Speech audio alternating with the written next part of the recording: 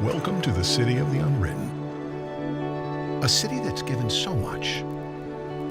A city of people who aren't afraid to get their hands dirty.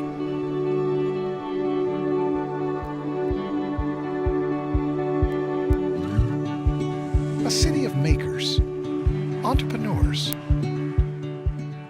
musicians, artists.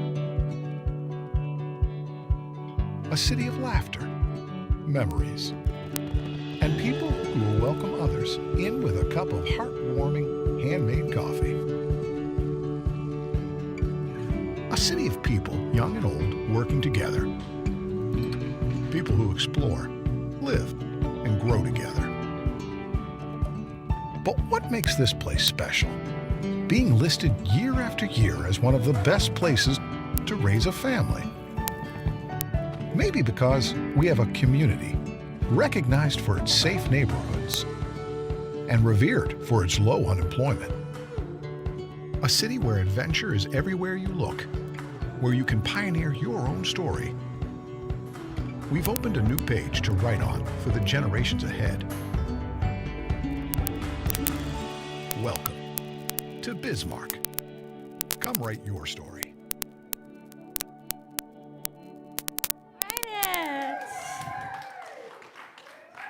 Welcome to Bismarck. No, literally yesterday I was in Wyoming for some family stuff, and there's mountains, and I was like, no. Give me something flat. So I'm back home.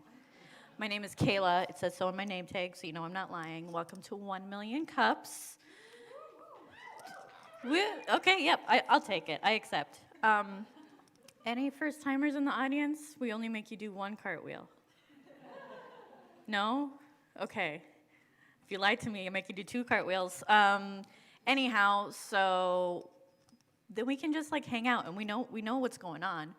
We know that we need to thank our sponsors because they are the ones that help us come here week after week. Yes, applause. They bravely just allow us to run with it, and run with it we do. So, again, you guys probably, you get the gist. You know what we're doing here. Essentially, it's like Shark Tank meets Whose Line Is It Anyway? Meets a holiday dinner with your grandma where she's like, what do you do? And then you have to explain it. So you stay in the will. That's essentially what it is. But then we also add coffee, and hopefully we can connect with each other over the coffee or ideas or reminiscing about our childhood traumas, whatever it may be. We'll see. Okay, but keep that to yourself during question and answer time. That's afterwards. But if you have any questions, so we have our little speaker come up. She's going to tell us all about her thing, and then we're going to talk about it. So we do a cool Q&A. If you're here in person, we have this giant, massive cup that you get to hold in your tiny paws. If you're not here, then you can tweet us with #1MCND, and we will have someone read that aloud for you. All right, next we have a little segment we like to call props. No, it's community announcements. Okay, so if you have a community announcement, you can come up here, grab one of these little mics, and tell us about what you got. Who's up first?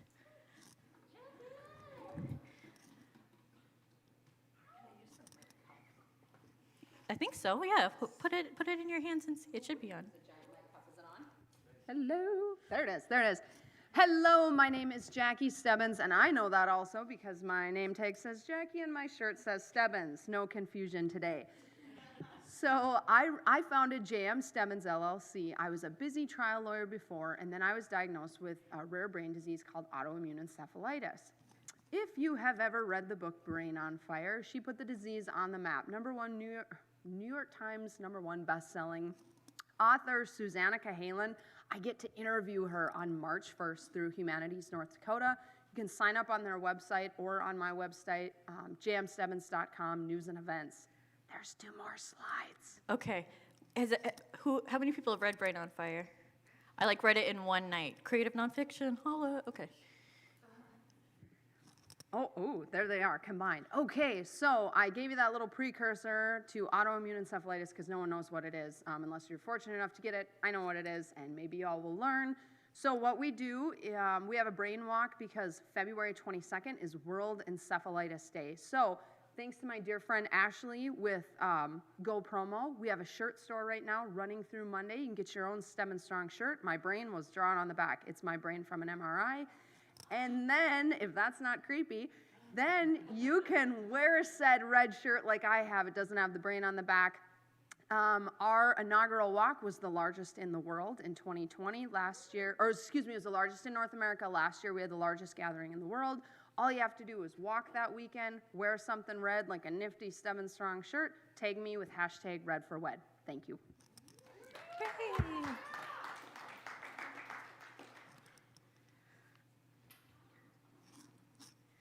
It's the name tag club today. We all have our name tags on. It is. I finally remembered I to know, put it I on, know. even though I was driving all the way across town to drop off my dog and was almost late. So anyway, because I take my dog to daycare. We're that family. So anyway, Beautiful Wholeness is coming up. This is where women in our community can step into the shoes of a confident leader. It is a life and leadership coaching day for women. So if you are a hopeful woman who wants to make some changes in her life and doesn't quite know how, this is for you. If you are a woman who is part of a team or you're an entrepreneur, bring everybody with you. Bring your thinking hat, your growth hat that day, and it's definitely for you. So it's happening downtown at the Radisson on Saturday, February 19th. Early bird tickets are on sale right now for $77, and I believe that goes until February 6th, and then prices go up to $20 more, so $97. So you can get all the details at beautifulwholeness.com. Perfect. I'm also always late, but I think I'm going to come up with a pretend dog as an excuse. What's his name, Kayla? Dog. Yeah. Oh, I know. Yeah, see, I'm a bad liar. Somebody workshop that. Where's your name tag? Girl. I left it upstairs. Okay, I'm never here long enough it still for counts. people to see it. Anyway, I'll keep this one. Feels weird to me. So my name is Lake Anani. I'm program director at the North Dakota Women's Business Center, and I'm really excited to tell you that our Women's Leadership Program applications are now open for our 2022 Bismarck area cohort. $425 is the application fee should you be selected. This is a 6-month program. We meet once a month for those 6 months. We'll start off in April with a meet and greet. There's no class. We'll just feed you, give you a little cocktail probably, and then send you on your way. And then we'll graduate in October. So if you're a professional who wants to grow or just a woman who's interested in kind of taking the next step in your leadership journey, check it out. There's several alumni here today. If you've been through the program, raise your hand. Yeah. Look at that. So that's worth a clap. You're right. Yeah. So check it out. If you have questions for me, I'm happy to visit with you. You can learn more at our website, ndwbc.com, as well as our virtual lunch and learn that's coming up. So if you don't want to actually ask me in person, you can join us virtually. And then I also want to point out that we have a Business Builders Workshop coming up as well. So find out more about all of our programs and events, ndwbc.com, or hit me up with questions. Thanks.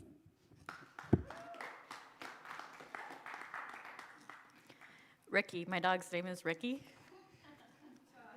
He's a mutt. Okay, yes. Any other community announcements? You don't necessarily need a slide. Do I have any? We'll hide that. That's secret.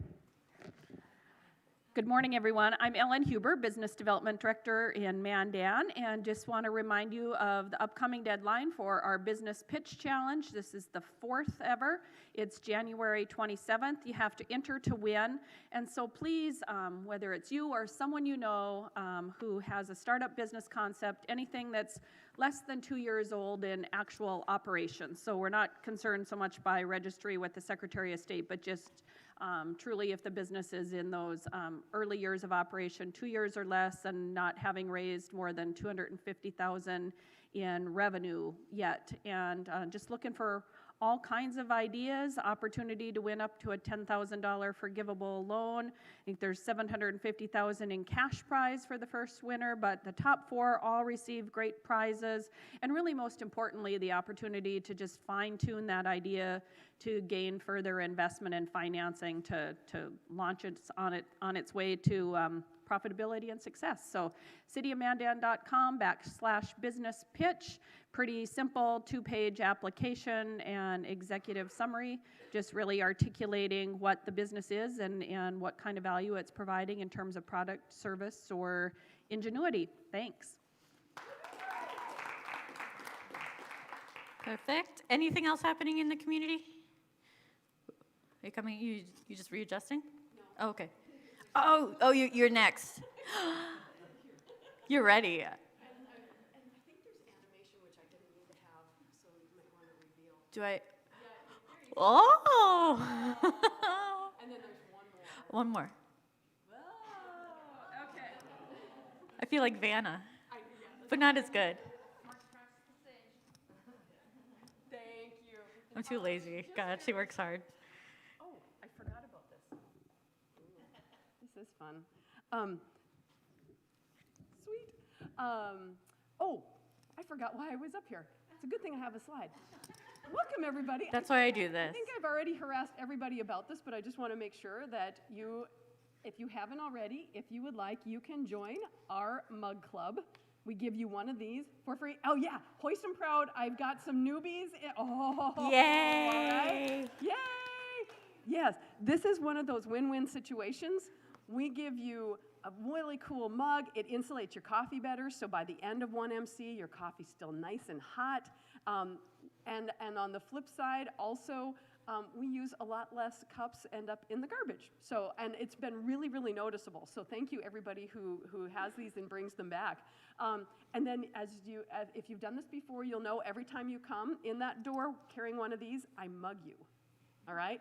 Which sounds terrible, but you get a little mug-shaped sticker on there. And then you accumulate those stickers, and when you get enough, you get some really, really cool swag. Well, I think it's cool, but I'm weird. You know, it is Well, objectively cool.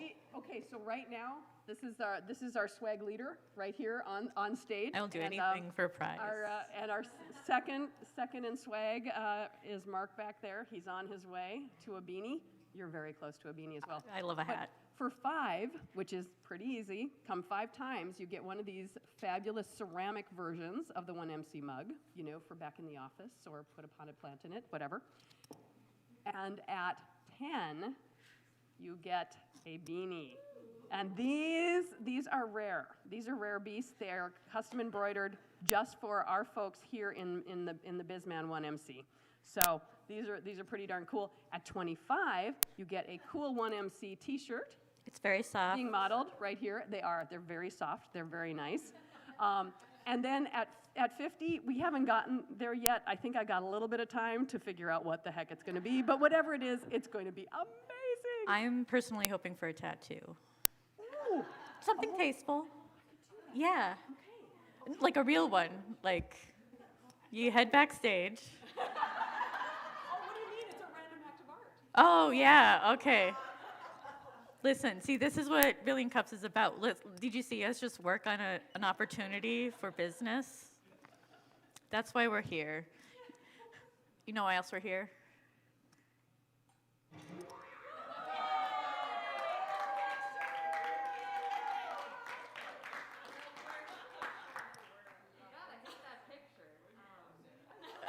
I had nothing to do with this part. It most certainly was Adam. Yeah. Everyone say, happy birthday, Kate. Yay. And that's it. That's our show. I'm just kidding. No, but she's very important and dear, and so is that haircut. Adam, when's your birthday? Just so I can prepare. Okay, I bet Adam also had that haircut at one point, because we all did. It says, I'm businessy, but fun. All right. Here we are at 1 Million Cups. We have a pretty cool presenter with us today. I'm going to tell you a little bit about her, so you get some background information, and it really fills out the character. So today we are excited to have Nicole Gagner with us. She's a teaching and community artist who grew up in Bismarck, one of those boomerangs. She left to study and work in a couple states that have warmer climates than ours. But she came back over 5 years ago with an art degree and a California soil scientist boyfriend, now husband. She found an agriculture guy in California and brought him back to North Dakota. And I don't know anything about soil, but I would like to know how they differ and if he has opinions on that. He has, okay. See, I love a niche community. Oh, God. It's our roots. It's our sturdy roots. So together they have started a hot sauce and mustard business named after their Bismarck neighborhood, Morningside Heights Provisions, and they've also fostered multiple dogs. That's where I got Ricky. And so now they're busy figuring out how to turn refurbished vending machines into opportunities for area artists. Nicole is active in displaying her own art locally and selling online and across the state as Painter Nicole. You've probably seen some of her work. She teaches visual arts in the community, including doing artist residencies in schools and with the elderly through the North Dakota Council on the Arts. She's excited to continue to grow opportunities for creatives in our community, and she's to participate in some of the following: the Change Network cohort, Springboard for the Arts Creative Leadership cohort, the North Dakota Women's Business Leadership, we've talked about that, BizMan Leadership classes, and she is serving as the new BizMarket board president, and more, because artists never stop. We are busybodies, and that's important. All right, everyone, help me welcome Nicole. And it's just that button there. Awesome. Thank you. Awesome. Well, thank you, everybody. I'm really, really excited to be here. I've only been here as, oh, this is me. I've only been here as an audience member or to do BizMarket announcements before, so I'm excited to actually be up on the stage with the fancy mic. It's very official. So I am here to talk about my newest adventure. Like she mentioned, with my husband, Scott, we started Meadowlark Mercantile. The idea really came from how can we make opportunities for artists in our community, because I have been working as an artist in this community for over 5 years now, and I know that there is a lot of opportunity there for not just artists, but people that are creative, people that want to make things. And so Meadowlark Mercantile, our mission is to make Central North Dakota a more interesting and creative place to live and play, while giving artists opportunities to sell and share their work in unconventional locations. So a lot of that has led to really fun opportunities to collaborate with different locations, to collaborate with different artists. And so that has been really, really fun to work with other people that think that this is an interesting idea to get that off the ground. So this is us. I am a teaching artist, I'm a painter, and I have been doing more and more community art, and every step of the way, my husband Scott has been there with me. He's super supportive. He's also very creative in his own way. Really good cook, but also just one of those people that can kind of problem solve everything. Very much a jack of all trades, and really probably too good at solving problems. I'm like, oh, Scott will figure it out, and he usually does. So that has been really handy. So this is kind of where we started to where we are going now. Like I said, I just kind of had the idea, like, could we refurbish vending machines? What would that look like?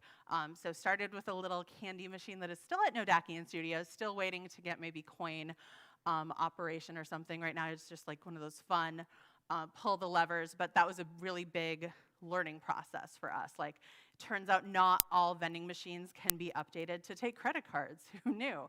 So that's been a fun learning process for how old the vending machines work for refurbishing for us. And it's genuinely been a learning process, but with all those challenges have been lots of opportunities also. So on the right there, that was our very first pop-up at TEDx last year. So that was really fun. I got to actually stand there and see people engaging with it, people going, oh my gosh, it's falling out. Like, well, you know how a vending machine works, but they were really, really excited to see it. So that was really fun to see. So like I said, we've had some challenges, some setbacks, but we've met lots of great people, like the Northern Plains Dance Dog. This is Sweetie. And actually, Northern Plains is really fun. Every time I'm refilling the vending machine, there's usually some little dance kids that are like looking over my shoulder and really excited to see what's going in the vending machine. We've had some setbacks. It's kind of a funny one now that we're past it. The vending machine was supposed to fit through standard doors. Apparently not all doors are standard. Like, I thought it was a standard door. The vending machine disagreed, so it was like about a ½ an inch too big. So now Cardin's has a different vending machine in there, so we worked it out. And that's actually the vending machine that's at Toasted Frog now. So we've had lots of partnerships. Dakota West Arts Council has been a supporter. The Bismarck Mandan CVB had our first vending machine, which they're not as busy in the winter, so they'll get another one in the summer. Carnes Framings, Northern Plains, and then over in Mandan, we have one at Dialectic. They've been super, super supportive. Hannah's always like, oh, you don't have cash? That's okay, we have cash. So she's been really, really great. And we have over 20 artists in those 4 vending machines right now. So that's been lots of opportunities for artists when really all I tell the artist is, hey, this is the size of the coil. This is what will work and what doesn't. And then artists come to me with their ideas. I can give them feedback on what will probably get stuck or what won't work, but they get to set their own prices. That's really important to me as an artist. I want the other artists to get paid also. I want them to value their time and value their work, and so we can help coach them through that. And so that's been really fun to get that going. I've said fun so many times, but it is really fun. So here's kind of a close-up of some of the things in the vending machines. And as we've built all of these partnerships with these locations, as we've built this network of artists, really, we're getting more and more artists constantly. So then that kind of leads us to, what do we do next with this? What do we do with these partnerships and all of these fun collaborations with artists that we're building up? And so that is leading to, with a little bit of a seed grant from the Change Network, we're starting our community-supported art box. So we were inspired by the idea of CSAs. You might have heard, I'm on the Bismarck board. I'm a big fan of farmers, and I'm a big fan of CSA boxes, but this isn't my original idea. This is an idea that has been proven to work other places. Springboard for the Arts does it. The Arts Partnership in Fargo does it. Basically, it gives the community a chance to say, hey, art is important to us. We want to invest in local artists. So you buy a share of the art. And then artists apply and are chosen and get to make 50 pieces for these art shares. So our events are supporting over 9 local artists because we're also having other extra fun stuff designed to go with the boxes. And we'll have 3 local pickup events. You will have the option, though, if you are a little too far away or if you are supporting North Dakota artists but live in California, something like that. We are also shipping our boxes. And then you'll be able to see some of the art events online also. But the pickup parties themselves are a fun event too. So lots of different ways to enjoy all of that. And it was just really important for Meadowlark Mercantile as we're growing to be able to grow opportunities for artists and for the community. And this is just kind of our way of showing that you can invest in your local community and you put money into what you think is important to you. And so our first pickup party is in February at Dialectic, and that's going to be a really fun event. We're going to have entertainment from Northern Plains Dance, and we have our first 3 artists there. So I'm super excited about that. That's kind of a fun thing that we're growing into, the community-supported art. And that is Meadowlark Mercantile. I feel like I sped through that super, super fast. So hopefully you guys have lots of questions now.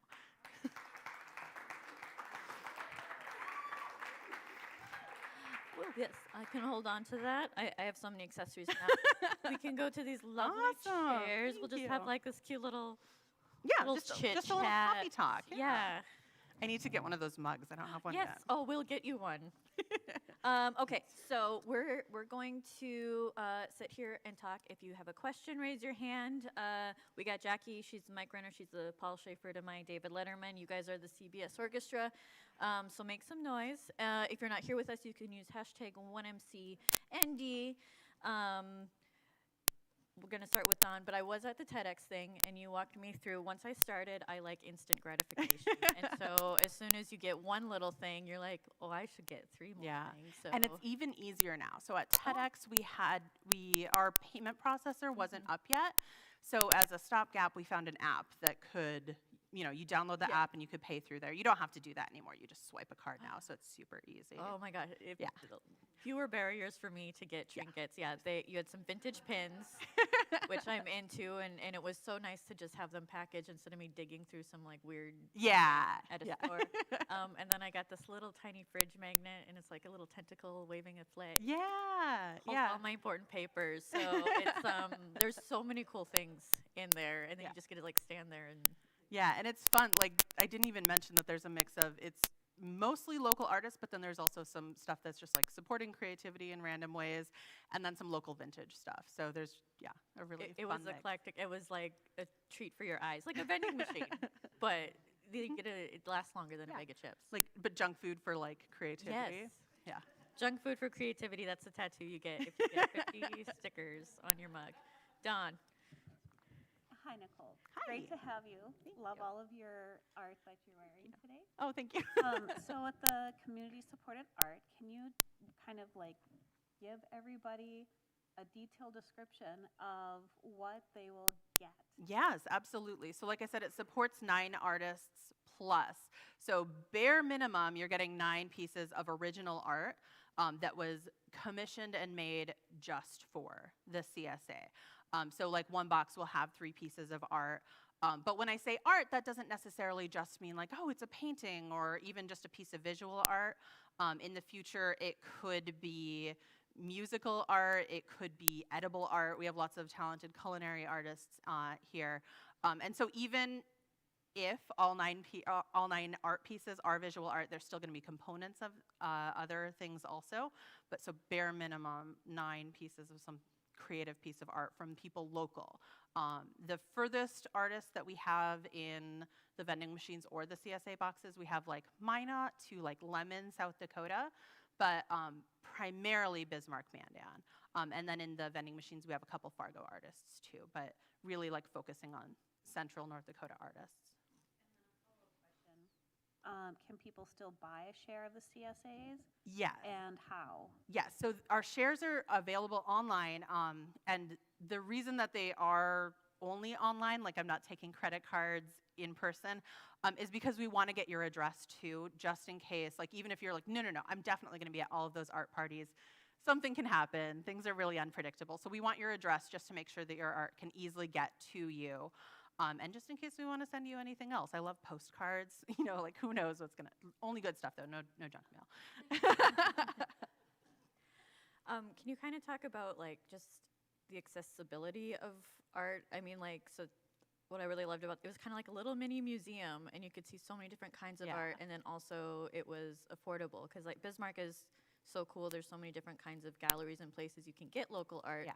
But sometimes it's a little bit beyond your budget, or maybe how Right. much space you have. Right. So how does this kind of help fill that? Yeah, and I'm a huge fan of our local galleries, and I don't find them intimidating at all, but I'm in them all of the time.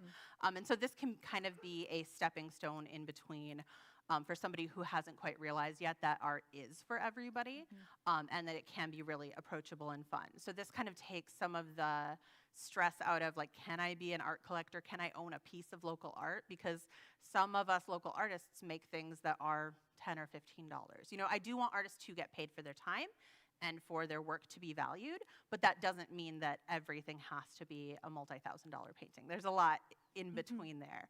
And that can be a stepping stone. Like maybe somebody gets their first piece of local art out of a vending machine, and then a few years down the road, they realize, oh, I'm starting a little mini art collection. Maybe I want a big piece of art from this artist now, and can go from there. Technical questions about the machines. Yeah. One, I assume that there is a key to open it at each location should something get wedged. There's actually not a key at the locations, just because their business hours are pretty friendly to Scott and I to usually be able to go there. And the 2 machines, so there's 2 machines that take card, 2 machines that take cash. The 2 machines that take card also, they're all refurbished, they're old and from the 90s, but they're smart enough to know if something doesn't drop. So if somebody's piece gets wedged at the credit card places, they won't get charged for it. So they just have to email me and let me know, oh, something got stuck, I didn't get it, and I'll go there. Or, you know, the place that it's at can let me know too. The cash places, they're a little bit older machines, they're not quite as smart, but I do have an agreement with them that if something gets stuck, they'll refund, and then I'll just pay dialectic or cardons back. So They always have a big guy on staff to jiggle the machine. that too, yeah. Somebody just comes and shakes it. Or a skinny kid to get their arm up there. Discourage the shaking, or is that okay? I haven't seen any damage from shaking yet. I'll discourage the shaking if it, Yeah, ends okay. up badly. But so far, nothing too bad has happened. So then in a regular vending machine, you have one entire row of the same thing. Yeah. Twix. Yeah. So is that how they're set up, or you're like, They're "Oh, I set up want for the 1 same 3 back." price along there, Okay. but like Whitney sells her adorable magnets, they're all the same price, but they're all different paintings in there or different pieces of art. So like we have a gal that does snarky embroidery. They're all different embroideries, they're all different snarky sayings. But that kind of works out fun in the vending machines that you might buy the one in front, it drops, and then you see the next one comes up, says, freak in the streets, lady in the spreadsheets, or vice versa, something like that. And you're like, oh, well, I need that one. And so you'll buy the one behind it too. And that's okay. Accumulation is Yeah. kind of a big. Yeah, I mean, It's if you easy. bought one little snarky cross stitch, why wouldn't you just go and buy What's to another stop one? you? Exactly. Yeah. Absolutely love the name of your business. Where did you get the inspiration for the name? I knew that I wanted it to represent local. So I was thinking of things that felt central North Dakota to me, not just Bismarck, Mandan, but like what was something indicative of this area, and what were we doing? We were trying to make this like curated little boutique in a vending machine. But I also knew that it probably wasn't just going to stop at vending machines, knowing me. I knew that I wanted to be able to build a whole network of artists, and what were we going to do with that? So this kind of seemed like it could encompass in-person events, it could encompass anything that once the artists started getting together and doing different things. So yeah. I know I love that he's so cranky, but I haven't named him yet. But it would have to be like a cranky old man bird name. Yeah. I should have a contest. See, this is collaboration. Yeah. That's our magic. Back. Good morning, Nicole. I just wanted to say congratulations because I think your idea is vibrant. Thank you. And I think you have a lot growing and going for you as far as the CSA. But I wanted to see what qualifies the artist, as I guess you could say, like labels them to be able to go into your machines. And then is there any growth for as far as like youth or high school artists as well? Yes, absolutely. So to answer the first question, what qualifies an artist to be in the vending machine? They have to want to sell something, and they have to want to make stuff for it, and they have to think that it fits and then approach me and work with me. So basically, I really do believe that anybody can be an artist. I mean, I grew up in a really creative family of people that do not claim the title artist, but like my grandma like crocheted anything. Like she could invent anything crocheted. Like she's an artist. She just didn't claim the capital A artist. And so to me, this can kind of fit across those different people that want to make things. They can be artists in the vending machines as long as, and then people kind of pick whether like it's going to sell or not, right? So like that's a little bit out of my hands, which can be great and terrible. But as far as growth opportunities for like high school or junior high artists or something like that, there's a lot of opportunity there. I just happen to have a machine in my garage that won't take anything over 60 cents. So that one has been in the back of my mind as like, could this work with a program where art materials were already funded, but that money could go back to a charity or something? So there's definitely opportunity there. And I do have a background in teaching artist residencies. So for me, that would be really fun rather than just doing like a painting residency. It's like, oh no, we're gonna do a vending machine residency. Let's see what that looks like. So yeah, opportunity there. Hasn't happened yet though, but. Where do you find the machines? That one was offline, Bizman. The 90s machines that can take credit cards, there's a company that's what they do, is they find old machines and refurbish them. Because it turns out Scott and I have limited time and can only learn how to do so many things. So that one was worth contracting out for. Makes sense. Yeah. Hello. Are you still in the mustard and hot sauce business? Yes. So Scott primarily runs Morningside Heights Provisions, and for him, it's a little bit more of a summer job. He has a full-time job year-round at United Tribes in the land grant program, and he loves that job and doesn't want to leave it. But he also really likes making hot sauces and mustard. So you'll be able to find those at Bismarck again in the summer. Thank you. Yeah. Great idea. Somebody has asked me, like, could you put hot sauce in the vending machine? And in the state of North Dakota, it's a whole other thing to have food vending machines. So there's not yet. Always some kind of red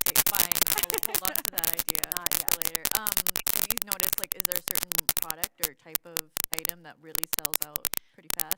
Things that are surprises people really like. So like we have grab bags in there, and they genuinely just have a mix of like some watercolors, but some things that I found at garage sales, or some things I was hanging on to for art classes, and it turns out I'm not going to use them, so now they're in grab bags, and people love grab bags.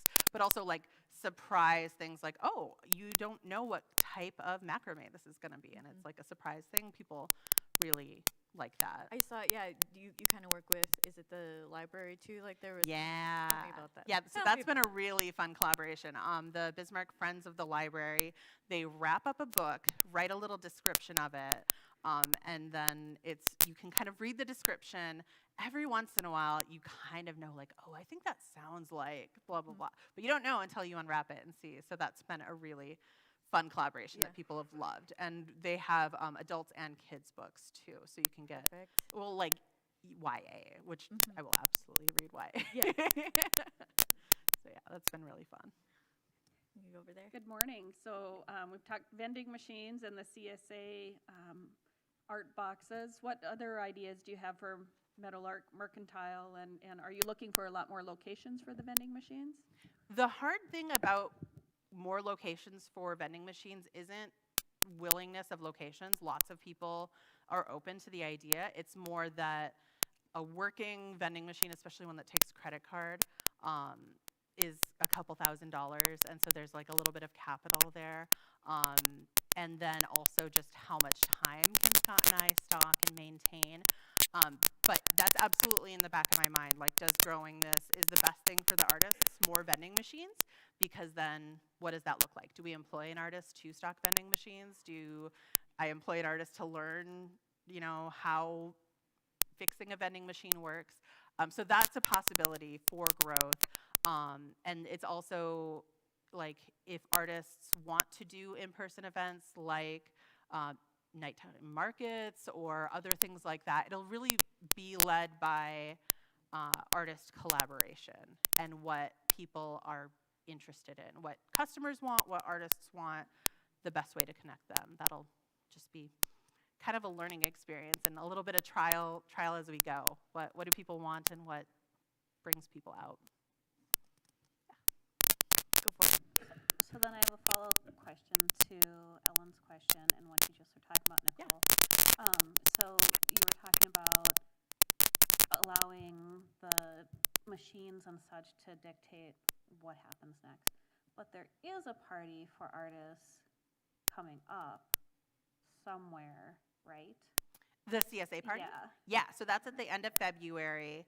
The first one is at Dialectic, and the second one is going to be at Northern Plains Dance. To meet the artists. Oh, yes. Thank you, Dawn. So if Yes. you want to meet the artists, Yes. and you should buy a box.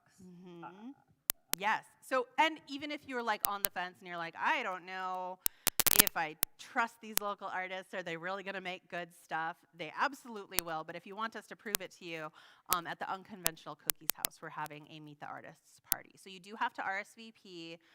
The link to that is online, but just a chance to have some snacks, have some drinks, meet the artists, and ask even more questions about their art. There's going to be community-supported art box artists there, but there's also going to be vending machine artists there too. So kind of a fun mix.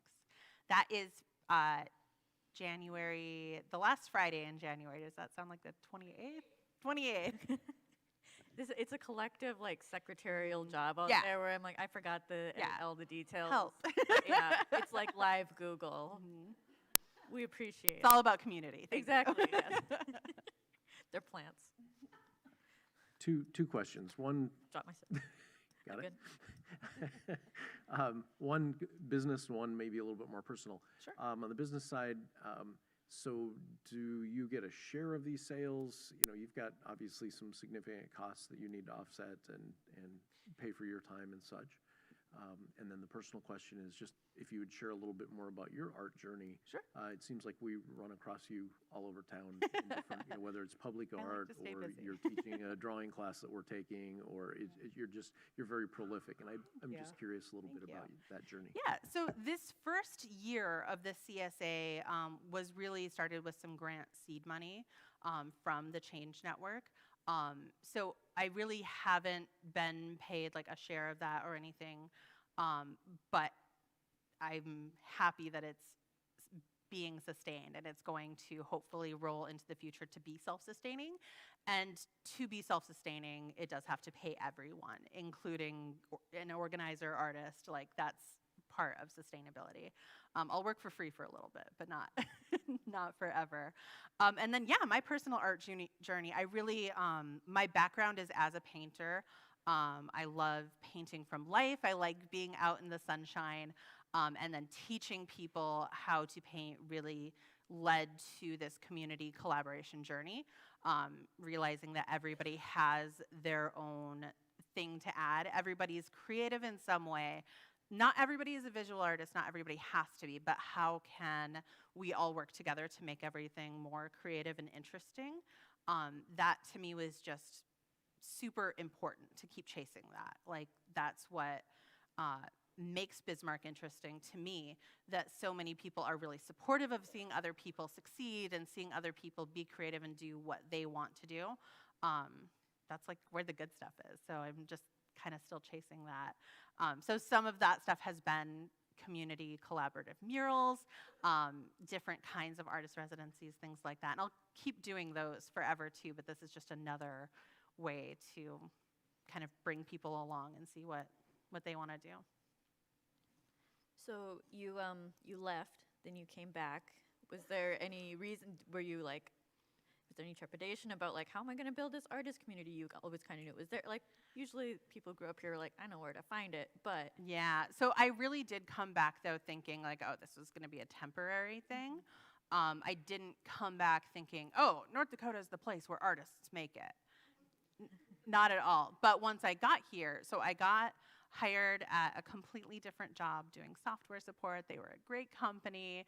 But all of a sudden I started seeing art opportunities and going, oh, that's what I should be doing. And so I was able to switch to a job that was part-time and start pursuing art part-time, but that really quickly flipped. And I started doing teaching art and community classes and things like that more and more as my full-time job. And it's just been going ever since for over 5 years now. So it's really like thanks to North Dakota. Just there's been opportunities.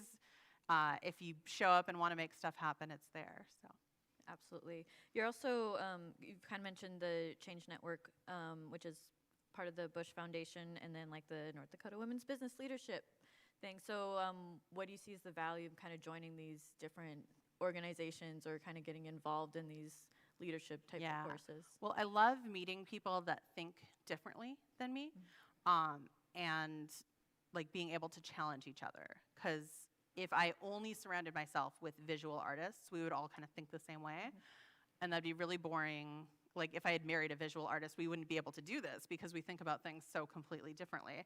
And so that's been kind of the guiding force behind like, how can I get out and meet different people? How can I kind of get in these different places and see how things work behind the scenes? So like the Bismarck Band and Leadership has been really fun for that. Like last week we were at St. Mary's High School, which I'd only seen from the outside, and now I've seen the new high school from the inside, and it's gorgeous. And so like even that, like I worked at school residencies, I feel like I know about education a little bit, but then really seeing everything that goes into it is just, you learn so much, and it's so interesting to me. I mean, I'm obviously like a lifelong learner. Like I really just like hearing about new things, finding out about new things, and sometimes that leads to ideas, sometimes that leads to collaboration, sometimes it was just like, oh, I'm glad I know that. So. And then kind of on the flip side, yeah, these vending machines also allow people to see like your world, and then maybe if they see something like, well, my grandma does that, that's art. Yeah. Right. Yeah, I really want like more grandma art in there. Like if anybody has a grandma that does embroidery or something, like I want get some your of that grandmas. in there. So get your grandmas in my vending machine. Yeah. Please. Jack. Can we talk more about grab bags? Because I feel like Kayla and I alone could really make this out. I feel like bags at the cookie house and, you know, some random art. It's like a set price. And this, I heard grab bags, and I'm Just like a grab bag. I can't think of anything else. Yeah, maybe that's the new subscription. You just get one grab bag a month from. It reminds me of like fun nights where my favorite game, because it took no talent, they give you like a fishing pole and you Right. just threw it over a curtain, and then Clip it to someone would something. clip something and you'd be like, "Ah, I won," and you'd win no matter what. But yeah, you could go door to door with just a curtain. Or maybe that's like a block party thing. Like Yeah. get everybody on the block to do like their Ideas, version of a yes. grab bag. thing. Yeah. Mm-hmm. So once you get one, there's one real fish in there. But we won't tell Whether you you when want it get or not. Yeah. Have you, this is kind of retro, having physical media for music, but is there a way to sell music in the machines? Are you using like a QR code to get a download, or is Yeah. that not an, And like physical retro music is making a comeback. There are places to press records and to make actual like mixtapes. Like, I mean, having a player for those is a whole other problem. But yeah, I am absolutely open to that. So that would be a collaboration with somebody musically brained that wants to make that happen too. But yeah, well, and it would be even easier in the CSA boxes, like put in a little thing with a QR code or something like that, or we email you music. But there's a way to make it happen in the vending machines too. Mm-hmm. I thought I'd speak up because I have a little bit of trepidation of this because I'm not an art person at all. Okay. But I have vending machines. Oh, cool. That's what we do. Cool. Well, so we should talk because So if you have any issues with your vending machines or credit card readers or anything like that, we've learned that whole process. Okay. So, get me your card. Yeah. But I just want to, we're incredibly busy and we have so much going on, but we'll try to do what we can do to be happy. And we're local here. Cool. I've presented up there as well. Oh, cool. And so I just thought I'd let you know. And by the way, you don't want people shaking your vending machines. There you go. They all have computer boards in them, and That's you know a what really good happens point. when you shake your computer. So Don't shake the vending Don't machine. shake it. And Yeah, don't listen to me about anything. It upsets them. Did anyone else get goosebumps? That's what Million Cups is about. Okay, we got vending machines, now we just need grandma art. So somebody else, any grandmas out there? I do teach at the Burleigh County Senior Center, and they have an adorable little gift shop there. Yeah. But they've been COVID things really Right. busy. Their mind is on other stuff right now. Yeah. So They're thinking of ideas, new patterns yeah, for their they're all at sassy home stitchery. stitching right Yeah. now. Exactly. What is your goal? To have a vending machine on every street corner or focus more on the CSA boxes? Like, my head, I'm just thinking like hospitals at their gift shop would be cool to have this, or I just see lots of things. So I'm wondering what your big picture and what your plan is.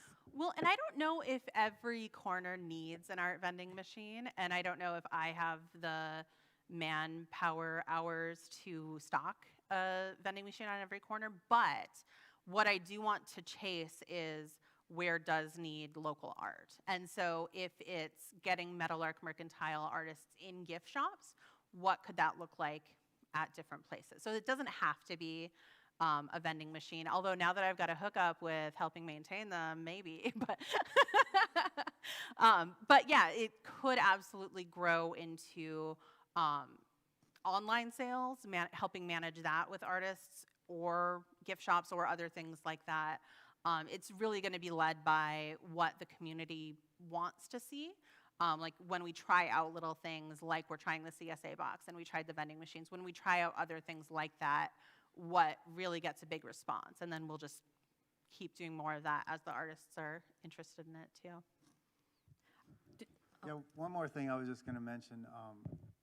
Like you said, I don't know where the vending machines actually would work for stuff like that. But for example, we got the contract recently for the Parks and Rec. And so they have a new art center going up over there in, around BSC area. And we're going to put a vending machine in there. So I'm wondering, we could have a couple slots of art in there. Creative stuff. Possibly. It might Yeah. work really well in Yeah. a place like that. Yeah. Yeah, and it's super like interesting thinking about, because I know that some places that have gift shops see it as like, could it be competition for their gift shop? But the artists that are in our vending machines and in our CSA boxes and things like that aren't necessarily the artists that are already selling there. So it's a whole different market of things that artists could be putting in there. So it's not competition. It's just more fun local stuff. So very much more is more. Mm-hmm. So you had one at like TEDx. Can people contact you and be like, I have an event, I want something interesting? Yeah, so right now they are, I mean, he could probably tell you they are not easy to move. I imagine. But it's too fun to see people's reactions to it, and especially at events when it's like a one-time thing. The machines do well. So it's not something that is part of the business model right now to do events, but it's not something that we're not open to. So maybe. Yeah, makes sense. You kind of mentioned COVID just a little bit, and then like being in the community. Before this, we were talking because I've been watching a lot of TV, but so there's a show called Station 11, and it's post-apocalyptic. There was a virus. Oh no. But it's like set in the future where like they got the basic survival down, and it's a troupe of actors. They do Shakespeare, but like so their kind of thing is survival is insufficient. So we were kind of talking about like the necessity of having art, especially in times like this. Yeah, absolutely. And like the CSA boxes and the vending machines are things where you can engage with art, but not necessarily be up super close to people. You can be isolating at home and get an art box. And so that's something that I think is always going to be baked into the idea now, is that art is important, and it is part of like what makes life interesting and why we want to keep doing it and keep engaging with things. But yeah, keep opportunities open for. Are you always looking for artists for I mean, and I think that's the other thing, isolation isn't new in North Dakota. We have hard winters, and that's why everybody is a little bit of a creative, because in the winter, you're like, what am I going to do? I guess I'm going to carve the like furniture or something. So absolutely. There's got to be people out there who've been whittling the table. I don't know. Oh, yep, they're in the middle. Hello. Okay, so I'm kind of curious, and it may be a little early, but have you seen any product selling trends at different venues, or just across the board? But I'm kind of specifically interested at like what goes at certain venues, if you've seen any like that. Yeah, the two vending machines that are in more bar-y locations, so Dialectic and Toasted Frog, those sell a lot more like kind of snarky, kind of silly things. Grab bags do well everywhere, but Northern Plains and Cardin's sell a little bit more like actual artsy stuff, or things that are just like a little bit more geared towards creative things. So there are some kits in there. I would say the vintage pins, because we have some vintage buttons and vintage enamel, those specifically have sold far and away the best at Toasted Frog. And I think it's just a little bit like you were saying, like it's like somebody dug through piles at thrift stores for you, and then you're kind of at a fun little bar anyways. So like, oh, and I got an enamel pin too. So yeah, I would say like kind of more silly, snarky stuff does a little bit better at bars, and then the other two places a little bit more artsy, creative stuff. Earring kits do well at Northern Plain Dance. Hi. Hey. Oh, is it? Okay, so let's say that I'm an artist who sells something big, like I make handmade kites or something, and I'm like, I would love to be a part, but I know it won't fit in the vending machine. How open are you for people to just come and be like, hey, here's what I do, can you help me? Like, do you want people to do that? Oh yeah, absolutely, very, very open to that. Yeah, that's not even really anything that I talked about, but that has been a big part of Meadowlark Mercantile, is kind of taking either established artists and helping them come up with new ideas, which artists are great at ideas. It's just fitting it into an almost literal box of like, well, it can only be this You can't big. put me in a box. But also we have artists in there that have never sold anywhere else too. And so those artists came to me and said, well, this is what I want to make. Will it work? And usually it's either like, yes, but, or, like, yes, but it has to be down low so it doesn't break, or it has to be on one of the edges so it doesn't knock something over. Like different things of different sizes kind of interact in different ways in the vending machine. But yeah, that's absolutely something I'm open to, is that kind of mentorship of like, what does it take to make art for sale? Because it's different when you're making, especially if you're just making one painting for fun. That's amazing, and everybody should make things for fun. But if you're making things for sale and you want to do 10 of them, they don't have to be exactly the same, but they should be similar in some way. So kind of talking artists through that. All right. Creativity, commerce, candy bar machines. Try to tie it in. So at the end of every session, we ask the same question. Paul Schaefer, Jackie, who? Go for it. Oh, I got nothing. It's you did all the hard work. You were running around. It's up here. You can read it right off the screen. Thought I had a question, I didn't. Okay, so Nicole, what can we as 1 Million Cups Bizman Group help you to succeed? What can we do? The biggest thing would be find the vending machines and find information about the CSA if that's something that you're interested in. Find it online, share it online if you know anybody that would be interested, but definitely share this information with artists and creatives in your life also, because we are always looking for new artists also. The CSA program will hopefully be self-sustaining, so we'll be doing another call for artists in a year. So this is something that's just going to build and keep growing, and this kind of collaboration is super, super important. It wouldn't work without it. So. And stop shaking machines, dang it. Don't shake the machines. They are sensitive. All right. Did I do that? We're getting a press phone the call. button, it beeps at me. Okay, well, so my next one is, we talk about our upcoming events. So if you like today, come back again next week or the week after that. We've got a couple cool people coming up. I'm told Theodore doesn't like being called Teddy. But you know what I say? Bully. Ha ha ha. Speak softly and carry a breadstick. Okay.